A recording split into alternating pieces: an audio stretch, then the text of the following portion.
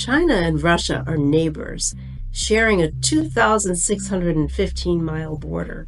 That's 4,609 kilometers, most of it along the Amur River, known in Chinese as the Black Dragon River or Heilongjiang.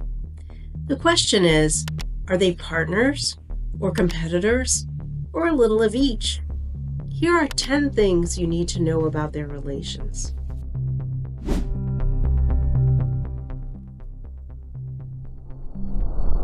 The two countries first encountered each other in the 17th century, when the Russian Empire began expanding eastward into lands claimed by the Chinese Empire. Since then, Russians and Chinese have clashed several times, primarily over territorial control and borders. While limited in scope, the most recent border conflict in 1969 occurred at a time when both China and the Soviet Union had nuclear weapons and raised the possibility of a nuclear war between the two states.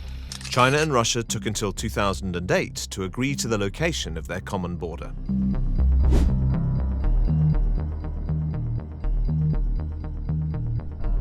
After China became a communist state in 1949, the Soviet Union, the world's first communist state, was the first country to recognize it, and the two nations signed a formal alliance in 1950.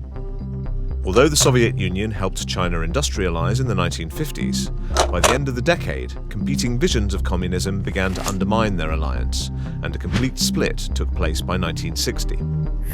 For the next 3 decades, China and the Soviet Union became ideological opponents, each attempting to persuade other countries that their model of communism was superior. They also considered each other to be a military threat.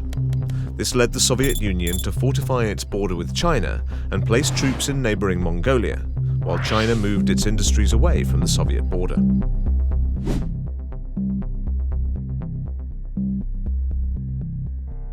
After the death of the first leader of Communist China, Mao Zedong, in 1976, Beijing embarked on a process of economic reform in the mid-1980s, coinciding with the reform agenda of Soviet leader Mikhail Gorbachev in the mid-1980s. Thanks to their greater political alignment, the two countries were able to mend fences and end their 3-decade conflict. Ironically, Gorbachev visited Chinese leader Deng Xiaoping at the moment that Beijing was in the middle of demonstrations at Tiananmen Square, in part inspired by Gorbachev's vision of communist reform. At their May 1989 meeting, the two leaders opened a new chapter in relations between their two countries, closer ties that the new Russian state's leaders would continue in the 1990s. In 1996, Russia and China announced they had a strategic partnership, which they codified in an agreement in 2001. In regular summit meetings over the past 2 decades, Chinese and Russian leaders have outlined a deepening partnership.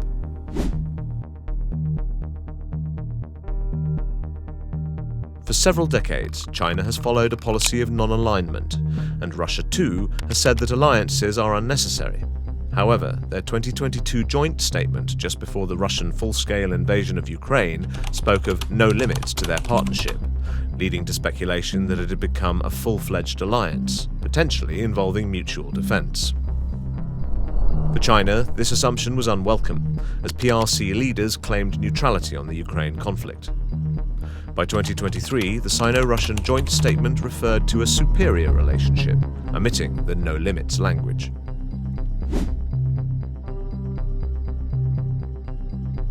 The partnership between Russia and China is strategic because both countries use it to offset the pressure they feel from the United States and its allies in NATO and the Indo-Pacific. By joining together, Russia and China also mitigate the risk of having to engage in a two-front war in the event of a conflict with the United States. During the period of Sino-Soviet tensions in the 1960s and 1970s, China began engaging with the United States to counter the threat they perceived from the Soviet Union, a process known as triangular diplomacy that led to the opening of diplomatic relations between the US and the PRC in 1979. Through their strategic partnership today, China and Russia seek to reduce the likelihood of the other teaming up with their main opponents.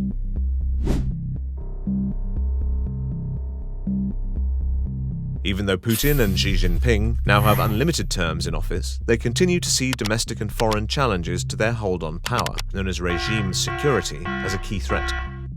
Together, Putin and Xi have outlined positions in international organizations that would insulate authoritarian leaders from foreign scrutiny, which they term interference. while feeling justified in intervening in the domestic affairs of democracies through cyber attacks, disinformation, and election interference.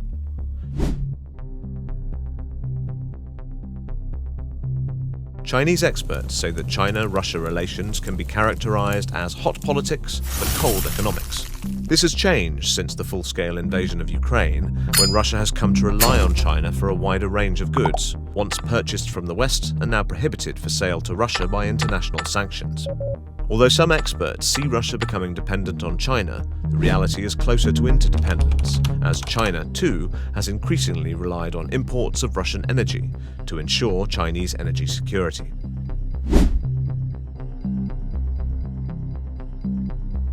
Do Putin and Xi have a bromance? Well, they have met more than 40 times. Putin has brought Xi his favorite Russian ice cream. Xi has celebrated Putin's birthday with him. And they have made dumplings together. Xi apparently has an affinity for Russian culture, and both leaders share the view that the collapse of the Soviet Union was a great calamity. Despite these commonalities, the two leaders lack a shared language and speak only through interpreters. They also do not appear to confide in one another on matters of great importance. By all accounts, Putin did not apprise Xi in advance of the extent of Russia's planned operations in Ukraine in 2022, for example.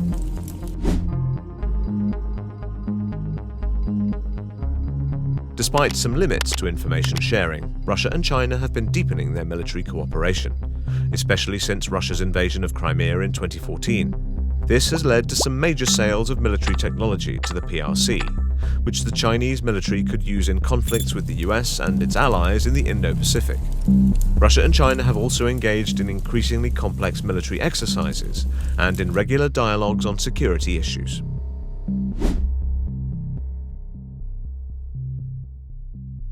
Russia and China often make a show of sharing positions on key international issues, but they do have their differences. It's not clear whether Russia would support China in a conflict with the United States and its allies in the Indo-Pacific. While echoing Russian propaganda on NATO's responsibility for the war, China claims to be neutral on Ukraine and has not sent weapons to Russia. In Central Asia and the Arctic, Russia has tried to maintain its preeminent position, despite China's growing interest in both regions. Even along their own borders, Sino-Russian economic cooperation has been challenging, as it has been difficult to move beyond the history of past disagreements. So, China and Russia are strategic partners, not allies. The Sino-Russian partnership has deepened, especially in the past decade, but there are still issues where their leaders do not see eye to eye, however close they may appear to be.